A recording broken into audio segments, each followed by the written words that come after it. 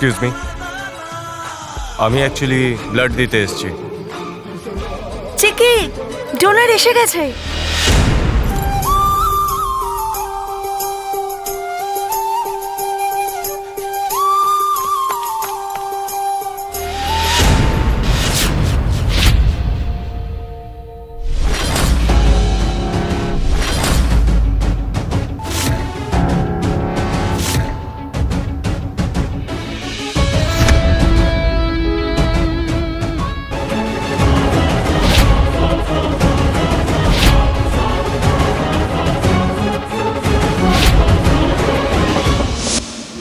দেখে তো মনে হচ্ছে আপনি ভালো বাড়ির ছেলে, খালি মাথায় একটুও বুদ্ধি নেই।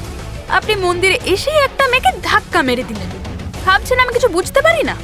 আপনাদের মতো বড়লোক ছেলেদের না আমি হাড়ে হাড়ে চিনি।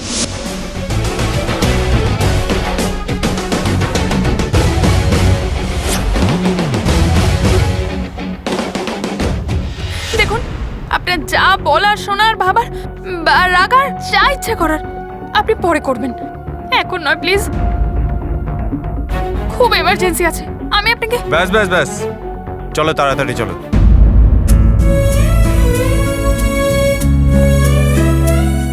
আমি তো এনাকে অহংকারী আর রাগী ছেলে ভাবতাম, পুরো অ্যাংরি ম্যান মনে হয়েছিল, কিন্তু মনটা বেশ নরম। না হলে একজন অচেনা মানুষের জীবন বাঁচাতে আসতো না।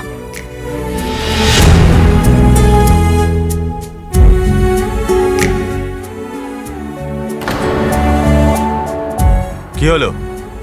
চলো তাড়াতাড়ি।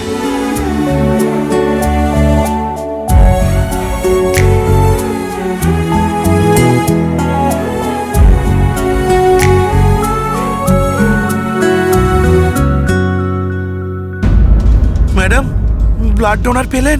হ্যাঁ হ্যাঁ, ওই যে উনি যাচ্ছেন।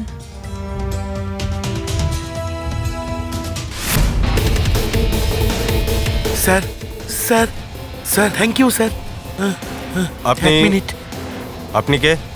আমি ওর বাবা। আপনাকে অসংখ্য ধন্যবাদ। আসলে বাড়িতে একটা অশান্তির জন্যে এই ঘটনা ঘটে গেল। ব্যাস, এই অশান্তির জন্যই সে হাত কেটে সুইসাইড করতে গেছিল।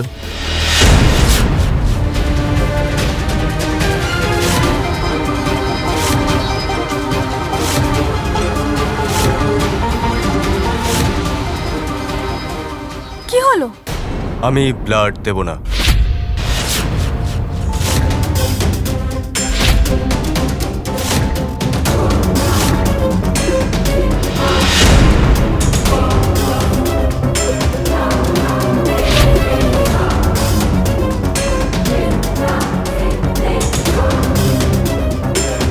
আপনার মাথা ঠিক আছে তো, নাকি সেটা পার্কিং এ রেখে এসেছেন?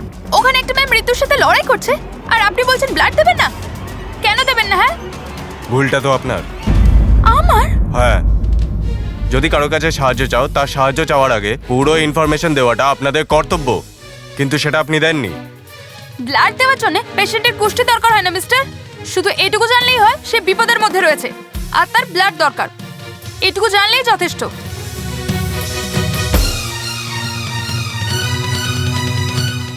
জীবনের কোনো মূল্য নেই আপনার কাছে?